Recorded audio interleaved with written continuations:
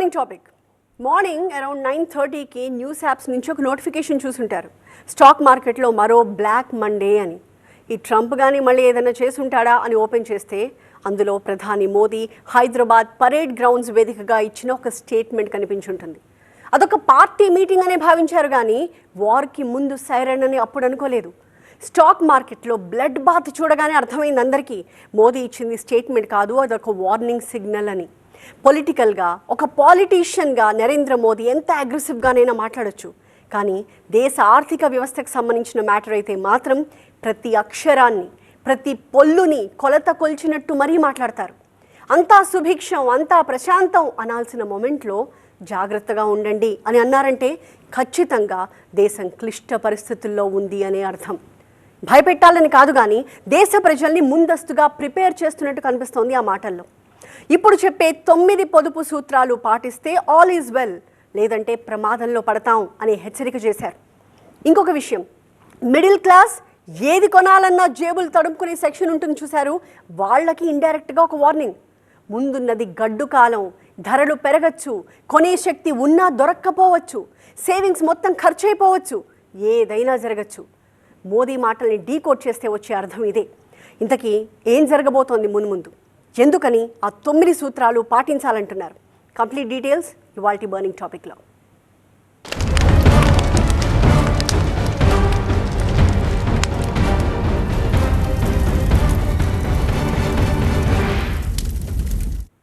ఏదో ఆర్థిక తుఫాన్ దేశ తీరంలో సుడులు తిరుగుతోంది.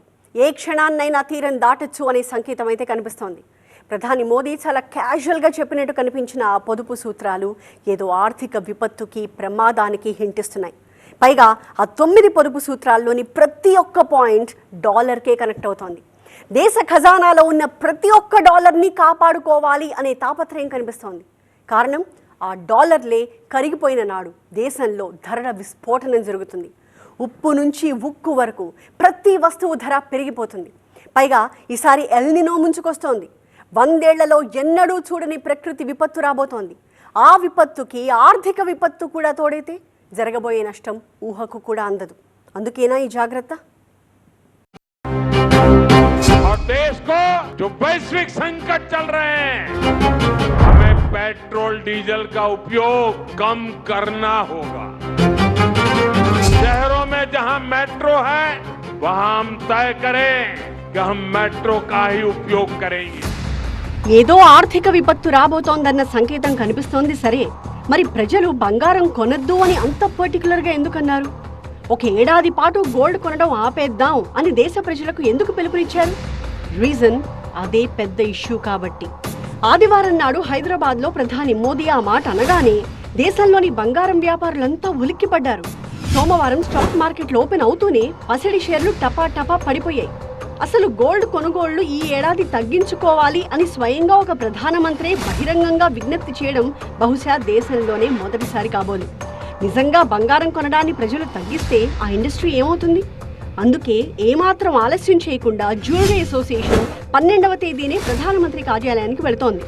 సరే, వాళ్ళ ఆందోళన వారిది, కానీ పసిడి ప్రియులు కాస్త కంగారు పడే మ్యాటర్ మరొకటి సర్క్యులేట్ అయింది. బంగారం కొనకుండా ఉండాలంటే ధర పెరగడం ఒక్కటే మార్గం.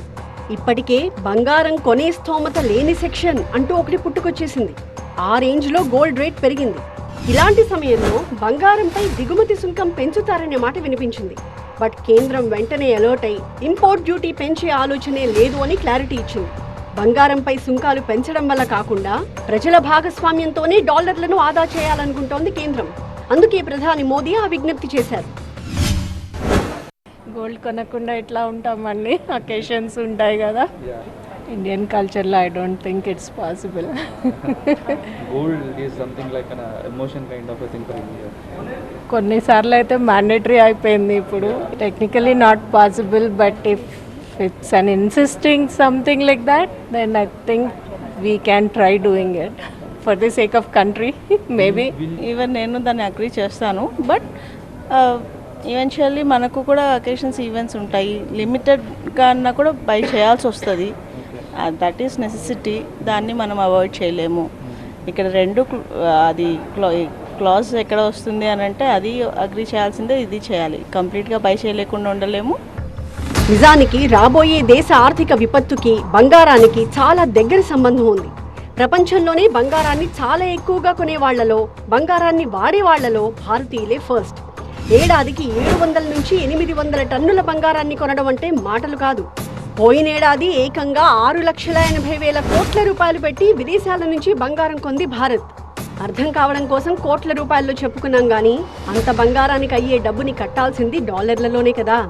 ఆ 6,80,000 కోట్లని డాలర్స్గా మార్చి మొత్తం $72 బిలియన్ బయట దేశాలకు పంపించాం.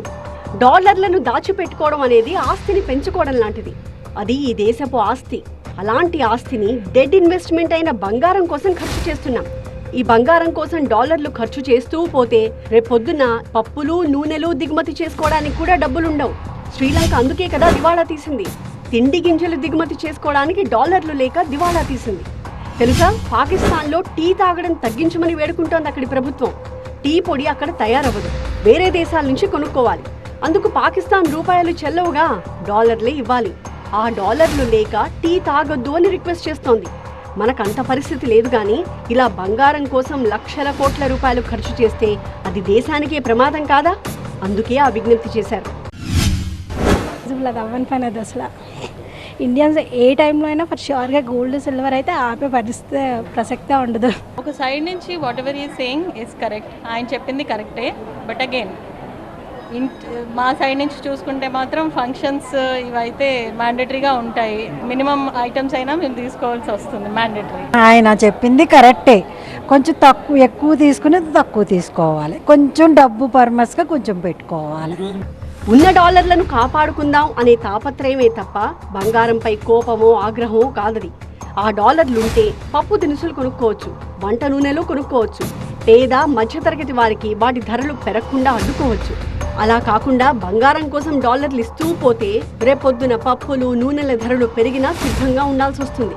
అప్పుడు ప్రజల జేబుల్లో నుంచి డబ్బు మాయమవుతుంది. కొనే స్తోమత లేక కొనుగోళ్లు తగ్గుతాయి. ఇదే జరిగిన నాడు దేశ ఆర్థిక వ్యవస్థ కుప్పకూలుతుంది. ఇదే దేశం క్లిష్ట పరిస్థితుల్లో ఉంది అనడానికి అర్థం.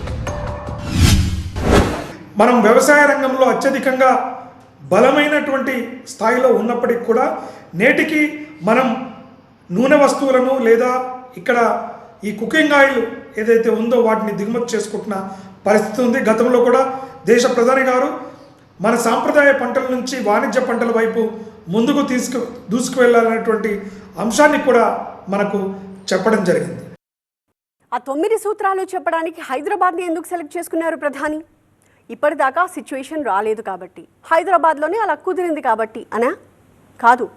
Work from home, online meetings అనగానే గుర్తొచ్చేది ఐటీ సెక్టర్. ఆ ఐటీ సెక్టర్కి అడ్డా హైదరాబాద్. పక్కనే కదా, హైదరాబాద్లో నిలబడి మాట్లాడితే బెంగళూరుకు కూడా వినిపిస్తుంది. అందుకే ఆ అనౌన్స్మెంట్ ఇక్కడి నుంచి డైరెక్ట్గా చెప్పలేదు కానీ కోవిడ్ లైక్ సిచ్యువేషన్లో ఎలా బతికామో అలాగే బతకాలి అనేది మోదీ మాటలకు అర్థం. ఉన్న డాలర్స్ని కాపాడుకోవాలంటే వర్క్ ఫ్రమ్ హోమ్ అమలు చేయాల్సిందే. ఏంటి, చివరికి ఆన్లైన్ మీటింగ్స్ వర్క్ ఫ్రమ్ హోమ్తో కూడా డాలర్స్ సేవ్ అవుతాయా? అదే కదా చెప్పేది. ఈచ్ అండ్ ఎవ్రీ డాలర్ని కాపాడుకోవడం కోసం కలిసి వచ్చే ప్రతి చిన్న పనిని చేయమని చెప్తున్నారు ప్రధాని. సో జస్ట్ ఇమాజిన్, రాబోయేది ఎంత పెద్ద సంక్షోభమో. జాగ్రత్తగా ఉండకపోతే అదే ఎంత ఆర్థిక విపత్తుకి దారితీస్తుందో. ప్రధాని మోదీ చెప్పిన 9 పొదుపు సూత్రాలలో ఒకటి బంగారం, రెండోది పెట్రోల్ డీజిల్ వాడకం తగ్గించటం. హైదరాబాద్ మీటింగ్ లో ఒక స్టేట్మెంట్ ఇచ్చారు ప్రధాని. ఇంటర్నేషనల్ మార్కెట్లో బ్యారెల్ క్రూడ్ ఆయిల్ ధర $120 దాకా వెళ్లొచ్చినా సరే ఆ భారం ప్రజలపై వెయ్యలేదు అన్నారు. నిజమే, ప్రపంచవ్యాప్తంగా సుమారు 95 దేశాలు పెట్రోల్ డీజిల్ ధరలు పెంచాయి. కంబోడియాలో పెట్రోల్ రేట్ 68% పెరిగింది. పక్కనున్న పాకిస్తాన్లో, మలేషియాలో డీజిల్ ధర 85% వరకు పెరిగింది. అమెరికాలో గ్యాసోలిన్ ధర 20 నుంచి 45% వరకు పెరిగింది. యూరప్ దేశాలు సైతం రేట్లు పెంచాయి. చుట్టుపక్కల అన్ని దేశాల్లో పెట్రోల్ డీజిల్ ధరలు పెరిగాయి. ఒక్క భారత్లో తప్ప. పాకిస్తాన్లో పెట్రోల్ రేటు పెంచగానే నవ్వుకున్నాం. బంగ్లాదేశ్లో స్కూళ్లకి సెలవులు, వర్క్ ఫ్రం హోం ప్రకటించగానే జాలిపడ్డాం. గల్ఫ్ యుద్ధం మొదలైన వెంటనే పొదుపు చర్యలు తీసుకున్నాయి యూరప్ సహా అనేక దేశాలు. యుద్ధం ప్రారంభమైన వెంటనే కరెంటు వాడకంపై లిమిట్స్ పెట్టాయి. జర్మనీ, ఫ్రాన్స్ దేశాలు ఇంధన వినియోగం తగ్గించండి అని పబ్లిక్ గా క్యాంపెయిన్ నడిపాయి. భారత్ మాత్రమే ఆ షాక్ ని ఇంతకాలం తట్టుకోగలిగింది.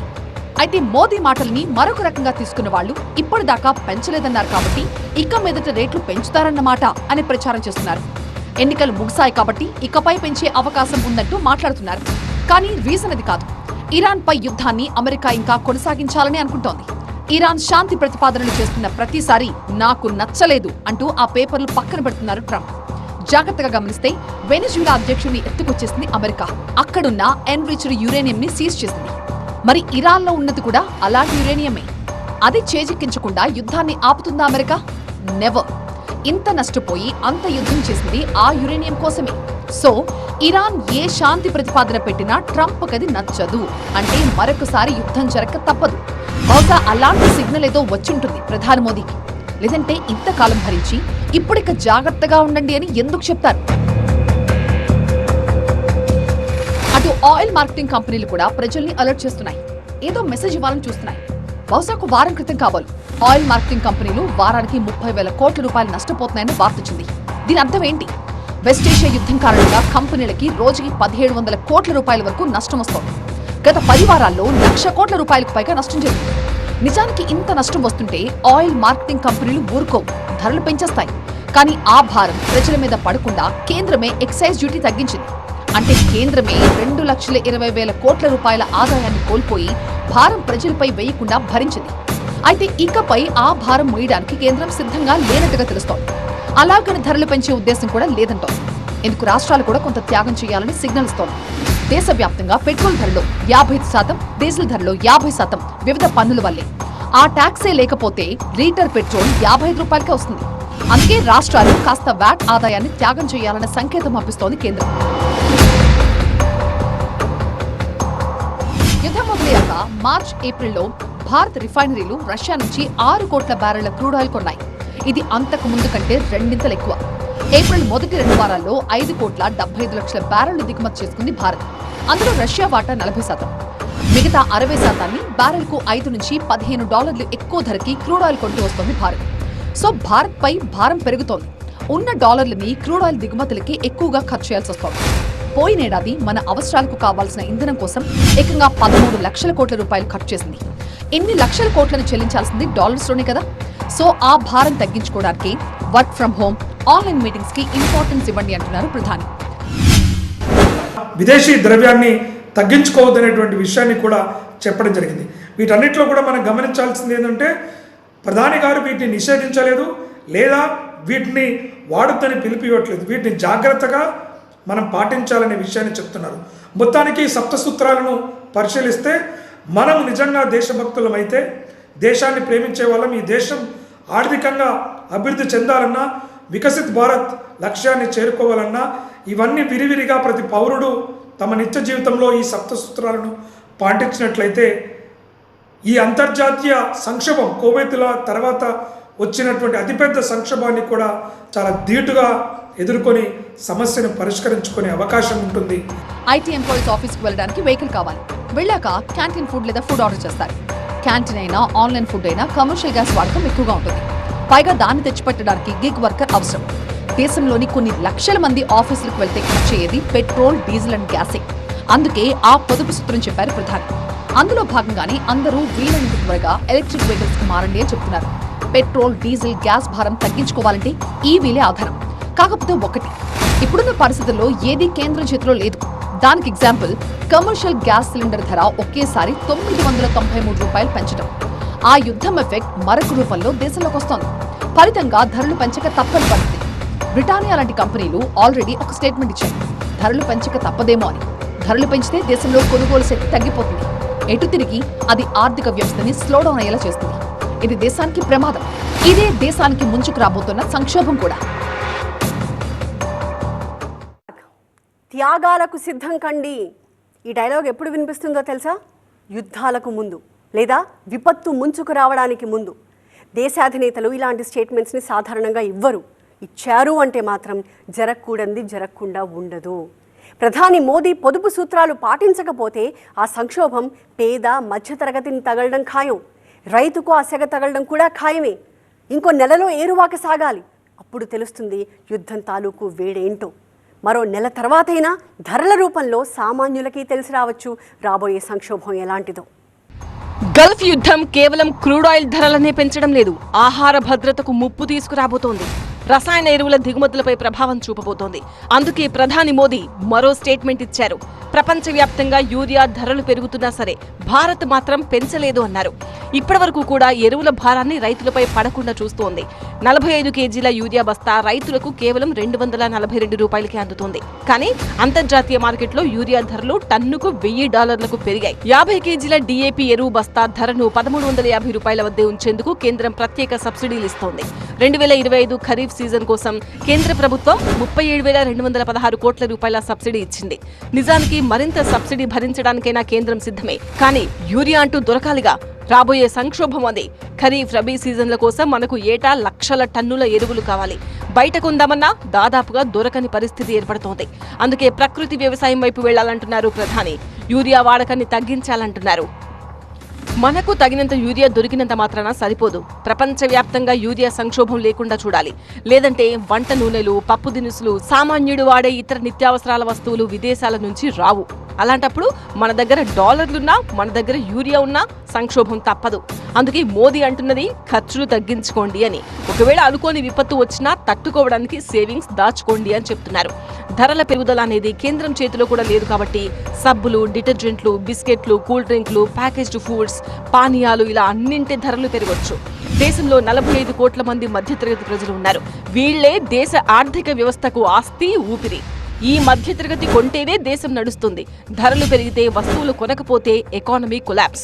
ఓ విధంగా దేశ ఆర్థిక వ్యవస్థను, దేశ ఖజానాలో ఉన్న డాలర్లను కాపాడడానికి ఒక పెద్ద ప్రయత్నం అయితే మొదలైంది. అందుకే అనవసర విదేశీ ప్రయాణాలు కూడా చేయొద్దంటున్నారు. కారణం, విదేశాలకు వెళ్లే వాళ్లు రూపాయలను డాలర్లుగా కన్వర్ట్ చేసుకుంటారు.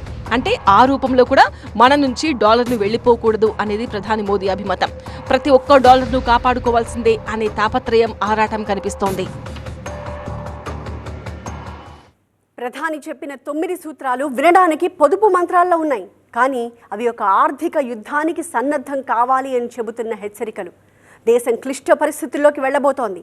ఆ సంక్షోభం నుంచి గట్టెక్కాలి అంటే సామాన్యుడు కొంత మార్పుని ఆహ్వానించాలి. ప్రభుత్వం సూచించిన మార్గంలో నడవాలి.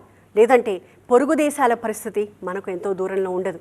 సో ఆర్థిక క్రమశిక్షణే ముందున్న ఏకైక రక్షణ కవచం. ఇది వాటి బర్నింగ్ టాపిక్. మరొక అంశంతో మళ్ళీ కలుద్దాం. చూస్తూనే ఉండండి TV9.